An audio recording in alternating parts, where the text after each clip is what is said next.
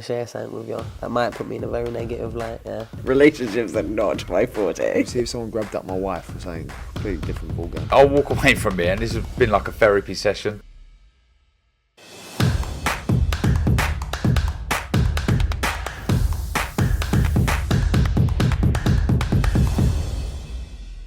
This is KUGAN CASSIUS for IFL TV, proudly sponsored by Everlast. We're in Liverpool here, ahead of the show at the Echo, but it's the M&S Arena. M&S Arena it is now, isn't it? It used to be the Echo. How are you, Coos? You all right, mate? I'm all right, Jamie Moore. How are you, mate? I'm fine, mate, fine.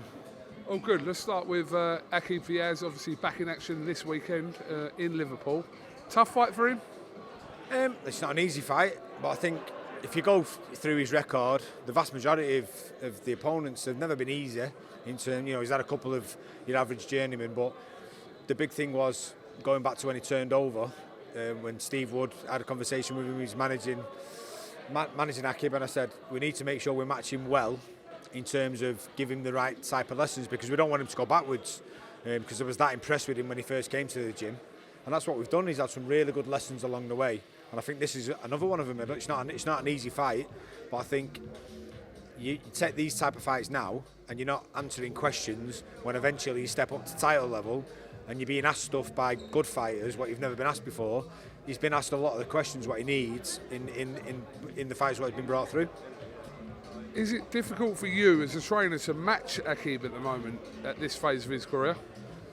I don't think so. I think one of the main reasons is he's not stopped anybody. So is that playing on his mind? I think it doesn't sound like it plays on his mind. I don't think he's ever been known as a puncher, even going back in the amateurs. But it's not like he can't punch. It's just probably the reason is we have actually matched him a bit tougher than you would your average prospect coming through. So I don't think it's a bad thing, because he's got loads of experience under his belt now. Does he want to start getting stoppages? Yeah, of course he does. Every fighter does. But I think that'll come with the longer the fights go. The later rounds, he'll start wearing people down. And this is a great fight for him. Dodge is a tough kid. Stylistically, I think he's a great match for him, and he's going to come and apply the pressure. And Akib's going to have to be on his game. Okay, obviously you know what I'm going to ask you. I'm going to ask you about the situation regarding Chantel Cameron at the moment. I know you did an interview on IFL recently over the last week or so, but as it currently stands today, are we close or not? Yeah, so I've been told today that we're getting really close, like really close.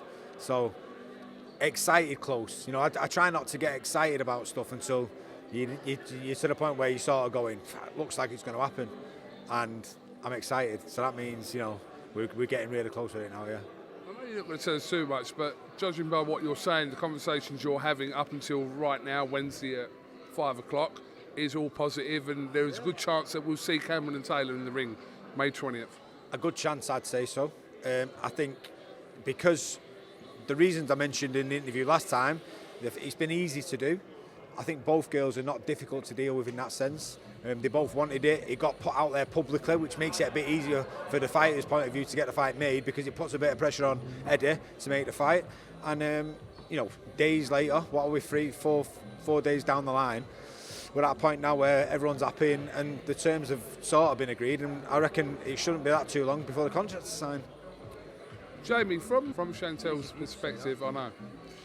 From Chantel's perspective, obviously she's been wanting the name of Katie Taylor for the last sort of couple of years or so, but from Katie Taylor's perspective, why does she take a fight with someone like where she's in her career with Chantel Cameron, who's more than a life threat in this fight? I think that's why. Katie could have been forgiven. I wouldn't have thought anything about it if she'd have brought somebody in who was 90% certain Katie was going to wipe the floor with her. Why would she? She's homecoming to Dublin, and I've said this many times about Katie. I've got so much respect for her. She's paved the way for the vast majority of these female fighters coming through now to be able to do what they're doing.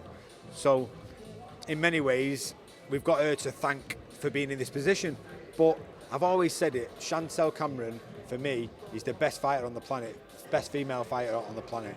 And it's just going to take the right fights and the right matches to prove it. And, God, never by any stretch of the imagination do I think it's going to be easy. But to fulfil your potential and achieve greatness, you have to go through these things. And I'm fully confident that Chantel can pull it off. If the fight doesn't materialise, don't know what's going on there behind us. If the fight doesn't happen, then where will the blame lie? Well, listen, I don't know, to be honest, because from our point of view, it won't be from anything what we've not agreed to. So, and that's why I'm so confident it's going to happen, because from what I'm hearing, there's been no bumps, there's no issues with the money, the terms, the rematch clauses and stuff. So, I don't see why it doesn't happen. If it doesn't happen, then there was rumours that maybe it could happen if everyone came through. It would happen at Croke Park, but it's looking like 20th of May, and let's see what happens.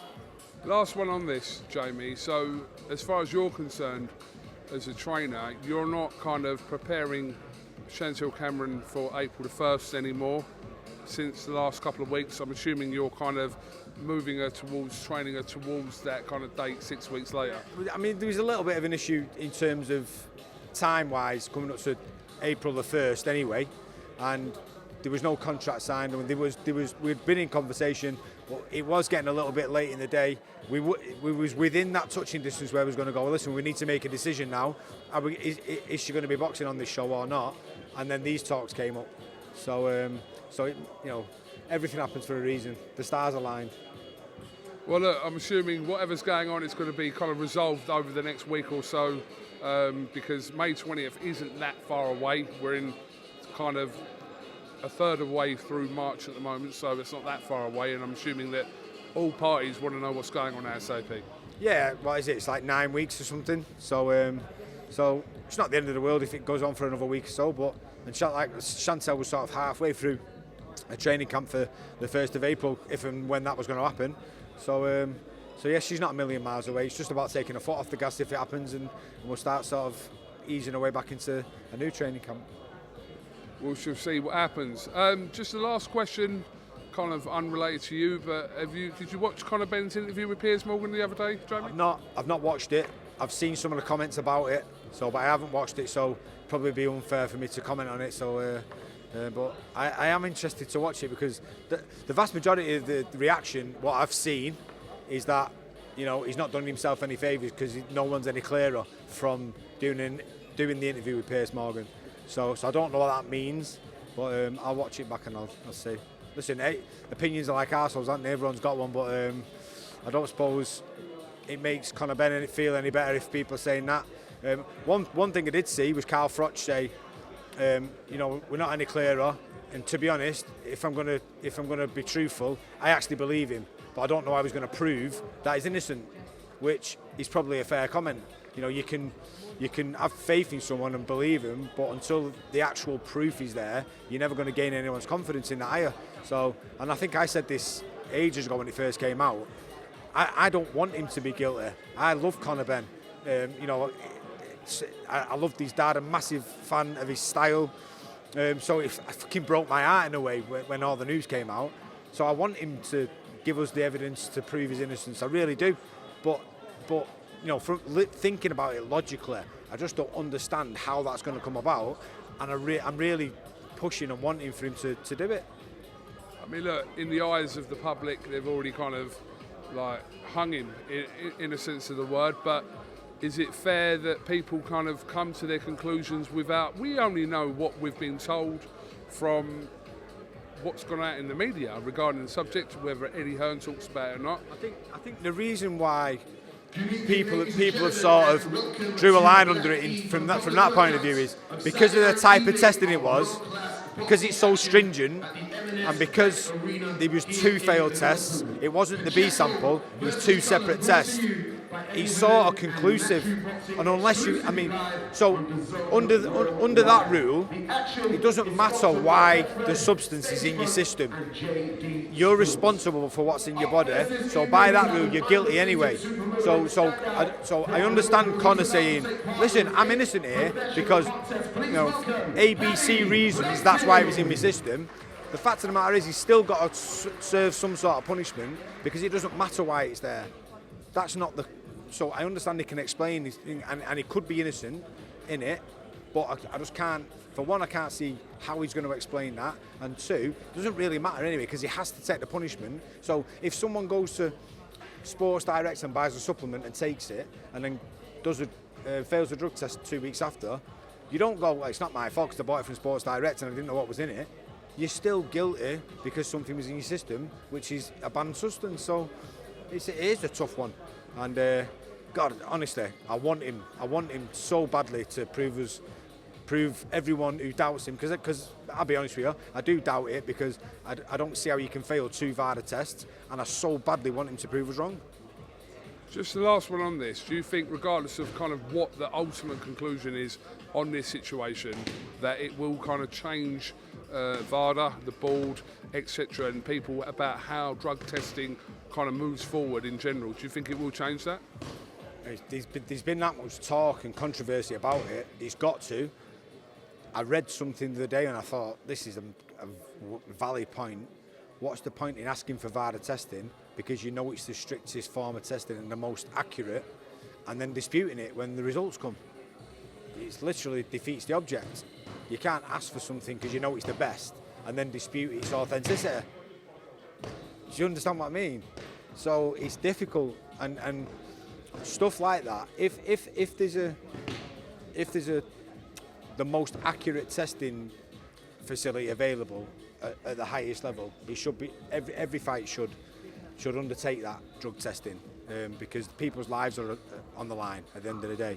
So there's going to be a lot of talk and debate about it, but my opinion is if there's that type of testing available, it should be took, and whatever the results are, then you have to follow the guidelines, and if the punishment's there, you've got to take it. I know just from, you haven't watched the interview obviously with Conor Benn and Piers, but something he alluded to, that the fact that the first test was already kind of tested 3 times, it was the 4th one that come back. There's a lot of kind of implications regarding that. So again, in regards to the facts, we're only being told what we've heard from the relevant parties. If that did happen, and like I say, I've not seen the interview, but if that did happen, then why on earth has it been tested so many times? Yeah. It's like someone's looking for something wrong. So then you've got to question the authenticity of that. So in that sense, then I agree. But is that the case? I don't know. Is he saying that? How do you prove all this type of stuff? I really don't know. And it's a very complicated situation. Case, I feel so sorry for him, because someone somewhere has hung him out to dry.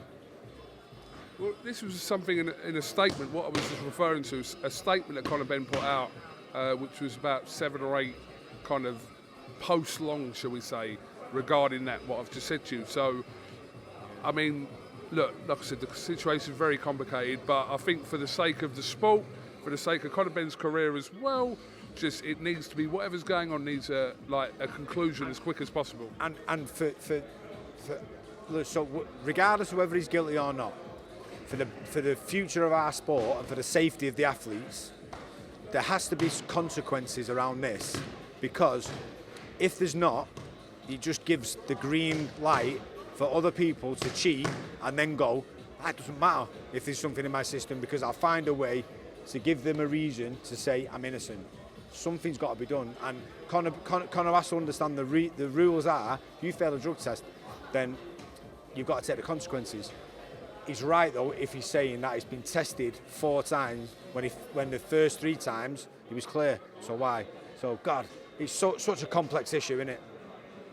Okay, let's end. Obviously, you're just job in hand this week. Get Akeem Fiaz the win this week, and he can kind of progress on to the next stage of his career. Hopefully, mate.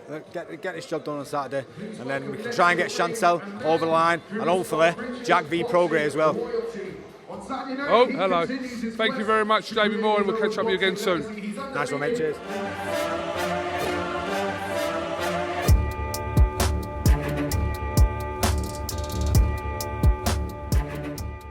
I'm going to share something with you that might put me in a very negative light, yeah. Relationships are not my forte. See if someone grabbed up my wife or something, completely different ballgame. I'll walk away from it, and this has been like a therapy session.